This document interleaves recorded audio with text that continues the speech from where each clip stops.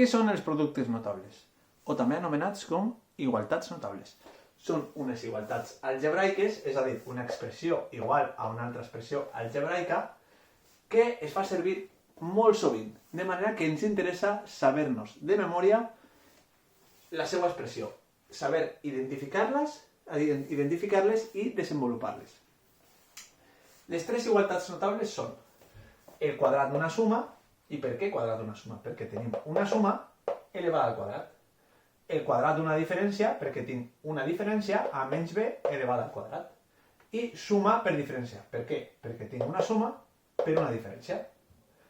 Adoneu-vos que en aquesta última part el que tinc és a per a i b per b. O sigui, vull dir que la a no a per a i b per b, sinó perquè la a es repeteix en els dos factors i la b també es repeteix, però en lloc de ser a més b per a més b és a menys b per a menys b. En aquest exemple, el que me vull referir és que no seria suma per diferència si jo tinguera 3x quadrat més 6 i en el següent sumant tinguera 3x quadrat menys 5. O sigui que estos dos han de ser iguals i estos dos han de ser iguals. Si no, no puc aplicar la fórmula, perquè la fórmula diu que en el primer sumant n'hi ha una a i en el segon també n'hi ha una a, o sigui que es repeteix. I la b també. ¿Me queda clar? Molt bé. A què és igual a més b al quadrat? Perquè dic que ens hem d'aprendre la fórmula. A al quadrat més 2ab més b al quadrat. Molt bé. Però jo no me aprenc la fórmula d'esta manera. Jo m'he d'aprendre la fórmula de la següent manera. És el quadrat del primer, i quan dic primer refereix al primer sumant, i quan dic segon al segon sumant. Quadrat del primer més el doble del primer per el segon més el quadrat del segon. Si voleu apuntar-vos. I en el quadrat de la diferència faig exactament igual. Però la diferència és que este més és un menys. Per tant, és el quadrat del primer menys el doble del primer per el segon més el quadrat del segon. I la suma per diferència el que es diu és que és diferència de quadrats. A quadrat menys b al quadrat. I per què no és b al quadrat menys a al quadrat? Perquè el menys va davant del b. Ja està. Això jo crec que queda clar, no? No cal que profunditzi més. Molt bé. Per tant, anem a ficar uns exemples. Mireu. X més 2 al quadrat. Primer de tot, identificar a quina igualtat notable estem... O sigui, a quina igualtat notable, diguem, de quina igualtat notable, perdó, es tractaria. Doncs es tractaria del quadrat d'una suma. Per què? Perquè tinc una suma elevada al quadrat. Per tant, aplique la fórmula. Quadrat del primer, i quan dic primer, m'estic referint al primer sumant. Este seria l'equivalent a A i este l'equivalent a B. Quadrat del primer, i escric x al quadrat, més el doble del primer per el segon, és a dir, del 2 per x per 2, més el quadrat del segon. I així he acabat? No. Ara he d'arreglar un poc l'expressió. És a dir, la x elevada en un parèntesis al quadrat és el mateix que x al quadrat.